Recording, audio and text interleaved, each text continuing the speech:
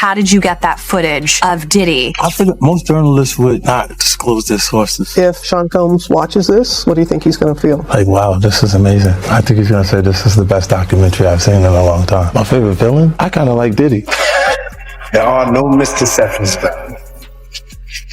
50 Cent just announced that Season 2 of his explosive Diddy documentary, Sean Diddy Combs, The Reckoning, is coming.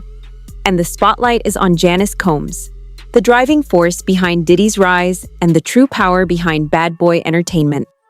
Unlike Season 1, which Netflix passed on, 50 is going all in, dropping this unfiltered, never-before-seen content straight on YouTube, giving fans the insider story they've been waiting for. Yeah, my mom's gorgeous. Well, let me introduce you to my mom, called Ma Dukes. Hi.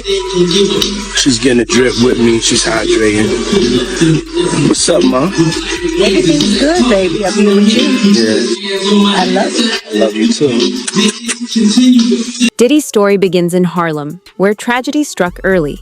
His father, a well-known local figure, was killed when Diddy was just a toddler. That's when his mother, Janice, took charge, transforming their home into a hub of high-profile gatherings. It was in these rooms that young Diddy first glimpsed power, influence, and street respect. Everyone in the neighborhood knew the game being played behind those doors. She came out defending her son, man. How you feel about that? She made a comment saying that he's not a monster. I guess this is my newfound career, so I'm going to say what on my mind and what I think, brother. First of all, that's his mother. Wrong, right, or indifferent, she going to lie, steal, kill, and protect her child. That's what she's supposed to do. But the apple don't fall far from the tree, man. You got to realize that. You know, he didn't get all this from his daddy because he didn't know his daddy, even though they try to say his daddy was some big time drug dealer in the whole 9 yards. You understand? He didn't get this from his daddy. You got to realize, man, you know, his mother had a modeling agency, and it was alleged that it was also Ladies of the Night, a prostitution ring too. From the start, Janice was all ambition, using her connections to stake her place in Harlem's world. After Diddy's father passed, she focused on shaping Diddy into the centerpiece of her rise. Patterson recalled their living room turned stage, where young Diddy performed for everyone, dancing and soaking in the attention as voices cheered, "Do that dance, baby." It was here he first learned the rules of power, influence, and the spotlight. But when I said Diddy mother might be the originator of the freak-offs. All right, so tomorrow Peacock is dropping. According to the Rolling Stone, the doc features an alleged childhood friend of Puff's, hip-hop producer Tim Dog Patterson. He alleged that Janice, Diddy's mom, would often throw parties at Diddy's childhood home. He says that during the parties, it wasn't uncommon to walk into rooms where adults was having sex. I mean, that was just their normal. And the doc, when talking about the parties, Tim says, verbatim, "That's what we were privy to. This was what we were fed. Was it the sense of..." The darker side of Diddy's upbringing emerges as insiders reveal just how deliberate Janice's influence was. Sources, including Gandil, recall how her control shaped Diddy to command attention, earn admiration, and wield influence from an early age, lessons that would later fuel his unstoppable rise in the music world. This man was talking about that his mother could take her palms and bend over and put them down on the floor. Not bend over, but she could stand straight up and put her palms on the floor, bruh. He's saying that about his mother. Who describes any of their mother actions like that in a sexual way? And then, you know, I don't know how many dudes do kiss their mother in their mouth when they 50, 60 years old or something like that. That's them, that's their whole thing, man. But that was a little kind of weird for me. And then his mother wore the same white fingernail polish that Cassie described that he liked to see her and other models in when she was describing her lawsuit. And what's crazy to me is that, man, it seemed like him and his mother had this, I don't want to get too deep, man, this Oedipus. The habits of Diddy's youth eventually shaped the empire he built. From the legendary parties to the persona he carried, mirroring what he'd seen growing up. Janice was always present, quietly steering him along the path she had mapped out, a testament to just how deeply her influence had forged the man he became. But why you believe she knew about the freakos? Because one of the witnesses said she was there. And do you remember this, bro? Check it out. People tell off on themselves so much, man, and I don't understand when people don't catch it. Diddy has said this. He said, when I give a party, I have to have an ambulance outside of the house. Paramedics ready. That people have to take IVs. Remember the time that him and his mama kissed each other on the lips? Yeah, I remember that video. Do you remember that both of them was getting the IV at the same time? Yeah, I did notice that, yep. That's from the Diddy freak off party. And I'm going to say allegedly. So let me ask you this. You knowing her at one point, you knowing her personally, is she the kind of person that, you know, will be a part of a freak off or no? I think that she liked to party and she partied with young people. She's always been like that. She always copied or emulated Little Kim and Mary J. Blige. Or they emulated her. The blonde hair, the nails, the high boots, the age-appropriate, inappropriate clothing. Gene Deal noted the unusual intensity of Diddy's bond with his mother. After his father's death, Janice made him man of the house, placing heavy responsibility on his young shoulders.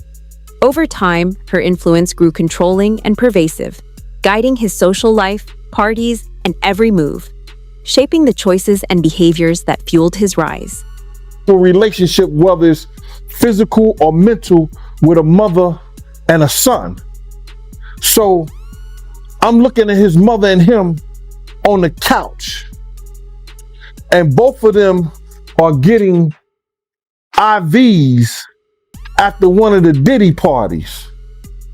Allegedly. I'm going to say allegedly because I wasn't there and I didn't know. But they showed them both getting IVs on the couch.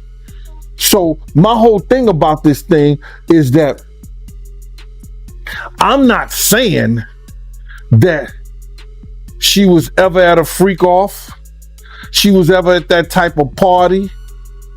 But you can't tell me Miss Janice Combs, who was always at the regular parties, didn't know nothing about the freak-off parties. Cassie reportedly revealed some of the unusual behaviors in Diddy's household. Janice's influence reached every corner of his life, from strange family rituals to controlling traditions, creating an environment that was as intense as it was unforgettable, shaping Diddy in ways few outsiders could grasp. For the situation where they say he was trying to shape Misa into his mother, can you see that? Like, yeah, with the blonde hair and yeah, and all of that. I mean, somebody really asked a question: what kind of man puts his hands on his mother? The same kind of man that parties with his mom, the same kind of man who kisses his mom in the mouth, the same kind of man who seems to have accurate knowledge that his elderly mother can put both of her hands, her palms, on the floor and while she's standing up, bent over. Oh damn, I ain't seen that one. Oh. You never seen the Instagram video where he was talking about how his mom is still young and spry and how she still liked the party and how they was getting a IV drip? Oh. Damn. And she was kissing him in the mouth on the video. It was like, yeah, my mom can bend over and touch the floor with her palms. It's a very, very, very weird relationship. It's weird. Diddy's childhood was shaped by chaos and influence far beyond the norm. Even as a young boy, Janice ran a non-stop social hub in their home, with people coming and going under her command. Those present say it was an open secret, and Diddy absorbed her lessons in control, organization, and power, skills that would define his rise in the music world. So how you feel about, her? I mean, they alleging that she was, having freak offs. I spoke to a man, Mr. Brown, who used to go to the freak offs. And this guy lives in Georgia right now. And he told me that he was a stick-up kid back in the day. And one time he had robbed one of their spots. And he went back and he had got the money and gave them their money back and everything like that. And he knew Miss Combs and he knew about her and her freak offs and everything like that. We had always thought that she had a modeling agency, but it wasn't a modeling agency. It was more of a brothel that she ran for high-profile drug dealers and athletes. You could tell I could tell that Miss Combs at the time, and actually saw her like young guys. She came at me a couple of times back in my heyday, before the extra 75 pounds back then. And the reason I left Bad Boy wasn't only because of her advances, it was because I got tired of a lot of the bullshit. Unsurprisingly, Janice has denied the claims in the documentary. Yet despite the explosive allegations, neither she nor Diddy has taken legal action against 50 Cent or Netflix. The reason is clear. Deep down, they know 50's story lands closer to the truth than they're willing to admit.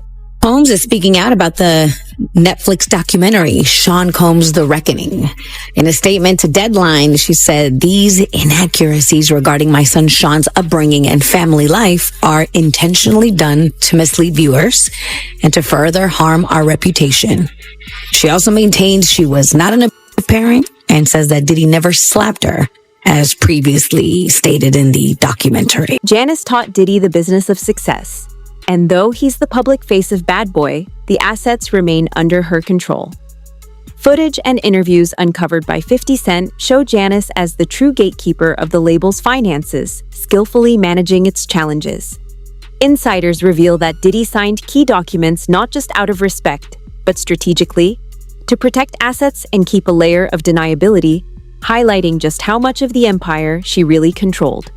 You think it's Diddy, it's Janice Combs. Janice Combs is Bad Boy. Man. You don't actually sign to Diddy. His name is on a dotted line, but you actually sign it to Janice Combs. Did he ever tell you why that is, or do you understand? Now that I'm older, I know exactly what it is. It's a paper trail, so nothing can come bite me. If you come for me, you ain't coming for me. I ain't got nothing. You going to my mama. So why does Janice hold the ownership while Diddy runs the label? Back in December 1991, Diddy hosted a high-profile celebrity charity basketball game at City College. But a crowd surge tragically caused a stampede, claiming 9 lives. Facing lawsuits from the victims' families, Diddy saw that any future incident could put his assets at risk, explaining why his mother maintained full control over the empire. In the 2000s and 2010s, Diddy was really prospering, music, business, fashion. And one of the things that he had said, what he alleged in the documentary, and again, this is an allegation from him, was that the name Bad Boy Entertainment, Combs's name was not really involved in that on the corporate side. And one of the things he's saying is the reason for that was to avoid having to pay any liability from, the devastating basketball game that had happened in the early 90s, where he was the subject of wrongful death lawsuits because of the multiple deaths that had occurred as a result of that basketball game that Diddy was behind organizing. So that was really, surprising to hear. Yeah, that was a big allegation, because the families of the victims killed in that stampede, it was horrible. We're talking about December 28th, 1991. Combs, fellow rapper Heavy D, they hosted this charity basketball game. The game took place at the gymnasium of the City College of New York. And according to the New York Daily News, before the basketball game started, people who weren't let inside, they broke a window, swarmed toward the entrance of the gym, all went down a staircase. The doors at the bottom of those stairs opened towards the stairs, not towards the gym. So once a crowd got down there, they couldn't get the doors open and people started being crushed. 9 people died. Dozens of others were injured. And there were no criminal charges that were ever filed against anyone for the stampede, but multiple families and injured victims, they filed lawsuits. Gene Deal, who saw it all firsthand, places the blame squarely on Diddy. Security was lacking, warnings were ignored, and the tragedy could have been prevented. Many believe Diddy must be held accountable. A stark reminder of the weight of power and the responsibilities it carries. I was at City College. You understand? I was there. I was doing security. My team was supposed to have the outside. Puff came to me the day before we were supposed to do the job there and told me that Heavy D didn't want us to do the security outside. I had 18 men ready to do the security outside with my dogs, like I always do. People knew how we used to roll. We would have the pits, the Rockwilders, you understand? We had that outside locked up. So anybody try to bum rush, anybody do that, we had the gates, the whole 9 yards. So we could stop all that. You know how people gonna get down in Harlem. You understand? So, and then when you got LL Cool J, you got Mike Tyson coming through there, and they coming through the front door so people see them. So they gonna go crazy. LL was the hottest thing out at that time. Mike Tyson was the hottest thing out at that time. They got all kinds of stars and people in there already. They was coming through the back. They came through the front. And it caused the door to be bum rushed. But if they had the gates up, if they had the dogs, and with the help of the police, that shit would have never happened, bro. That shit would have never happened. I was there. I saw it. I saw Jessica run down the steps after she grabbed the money box because my man Eddie was protecting her. And Eddie's the one called me on the walkie-talkie and said, yo, Jessica just locked me in outside the gym, Gene. You couldn't go down the steps after they bum rushed the door. You understand? I had to run around the whole gym on the outside, around the gym, down the steps, run across the basketball court, and open the front door. When I opened that one door, because it pushed inside, people start squeezing through that. Then I just kept doing the doors, and people was coming in there, falling dead, right out, just falling out right there. And once they got in there, they just fell out. It was crazy, bro. He just wanted us to do inside the gym to make sure that nobody, be over the celebrities like that. That's what he wanted my team to do.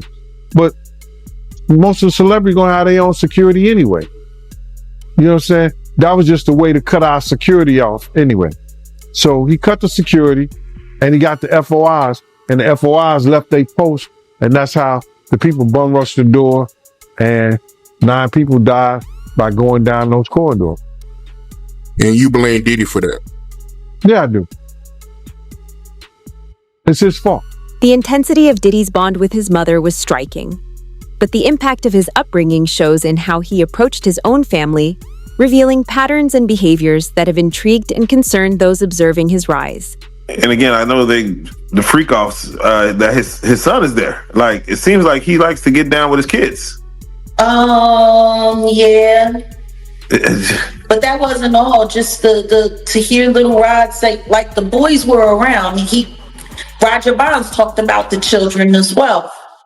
What kind of parenting relationship is that? But then again, that goes back to the conversation of Lori Harvey, Steve Harvey's daughter. It was all known that she was spotted in them streets with Justin, and then she was spotted in them streets with Diddy, and they all tried to sit there and pretend like that wasn't what it was. Like, I don't know if anybody has not noticed, but ever since Diddy got pinched. They've all been trying to pretend like all of the stuff that we've seen that happened, that they was all involved and didn't happen. Diddy's circle is rushing to shut down 50 Cent's documentary. He's filed a cease and desist, labeling it defamatory, misleading, and damaging, with his legal team claiming the allegations are unproven and exaggerated. The twist? The legal move didn't follow Season 1. It came only after news of the explosive revelations in Season 2 began to leak. Here's for Sean Diddy Combs trying to stop the release of a Netflix docuseries due out today. We have to find somebody that'll work with us that has dealt in the dirtiest of dirty business. The series contains never-before-seen footage of Combs debating strategy with his lawyers in the days leading up to his arrest in New York last year. I am going to let you professionals look at the situation and come back to me with a solution. It also includes video of Combs greeting fans in Harlem. I'm gonna win. As long as you win, be with it. I'll accept it. And then saying this about the interaction moments later. I need some hand sanitizer. Hold on. I got. I've been out in the streets amongst the people. Yeah, I gotta take a bath. Like the amount of people that actually I'm coming in contact with. Like that's what I have to do. You know what I'm saying?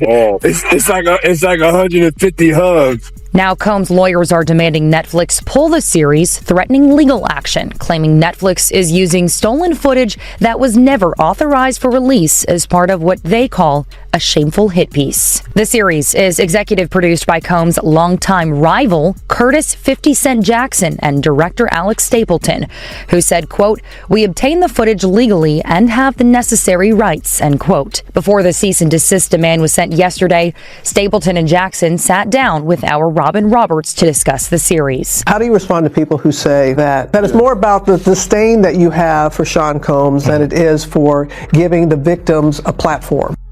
It's not personal. The show is not completely the perspectives of people that did not like Sean. Not everyone needed to have an allegation to be a part of this. While most respond to controversy with a cease and desist, Diddy appears to believe the answer is releasing his own documentary claiming innocence, overlooking the fact that footage and eyewitness accounts already tell a different story. The move only escalates the tension, making the situation even more explosive. Diddy Combs' sons Justin and Christian are teasing a new docuseries about their family. Justin and Christian King Combs appear in a new trailer released December 28th to Instagram by Zeus Network's founder. In the trailer, Justin and Christian sit on a couch in a screening room while a series of headlines about their father cycle on screen. At the end of the trailer, Justin's phone vibrates and he answers a collect call from the Fort Dix Federal Correctional Institute, where Combs is currently behind bars. No release date for the docuseries is given, though the teaser says viewers can expect it at some point in 2026. Combs shares Justin with ex-Mesa Hilton and Christian with the late Kim Porter. The rapper is also dad to 34-year-old son Quincy and daughters Chance, 19, twins Delilah and Jesse, also 19, and Love, who is 3 years old. Combs was transferred to Fort Dix from the Metropolitan Detention Center in New York in late October after he was sentenced to 50 months in prison on prostitution-related convictions. Zeus Network has a new Diddy documentary coming out, and this time it is coming from the perspective of Diddy and his sons. All the time I thought we were about to leave Diddy in 2025. Well, this documentary is coming in 2026. And a lot of people, just like myself, are already not feeling this new documentary coming from Diddy's sons. A lot of people aren't happy about it and actually shocked that the owner of Zeus Network, Lemmy, is doing this Diddy documentary. But what a lot of people fail to forget is Lemmy and Diddy have been friends for quite some time. Of his children arriving in court for day one of their father's trial in New York, hands gripped in solidarity. Do you still believe your dad's innocent? How did you feel hearing that testimony? You apologize on behalf of your father. Do you believe your father's innocent? Do you still think your father's innocent? Your daddy does for you! Your daddy does for you for abusing women! That's wrong! You think that's wrong! The foes, the joy, the pain, our voice, the loyalty, the betrayal, the vows, the love, the hate, the truth, the lies. And Diddy calling Hello. from Fort Dix. This is a prepaid collect call from Federal Correctional Institution, Fort Dix. When they released this trailer last night, there were so many comments to Lemmy and Zeus Network that they did not want to see this. A lot of people feel like this whole new documentary is just a PR narrative, once again being pushed by Diddy and his sons to try to clean up his image. And after hearing certain things on 50 Cent's Netflix documentary, we have to go back in time and remember what we were seeing during trial. Even when it came to Diddy's sons, Christian and Justin Combs, they both came on two separate occasions to trial wearing a free Sean Combs shirt. The first one to do this was Christian Combs during Jane's testimony, and you're not supposed to wear this stuff in front of a jury to try to sway their opinions. And the judge actually told him he had to leave and take it off. And then literally like a week later, Justin did the same exact thing. It was taken out of the courtroom by the judge. And we already saw the videos in the Netflix doc of Diddy talking to Justin saying he needed to push out certain content to control a narrative. During the trial, there were a lot of things going on that I could see that to me felt like it was just straight PR. Do you remember all of these people that were wearing the free Diddy shirts? And it was actually a meme coin that's on their shirt. It's money sign. 50 Cent didn't hesitate to respond to the news, giving the new documentary a direct shout out and making it clear he's ready to release explosive revelations the world has never seen.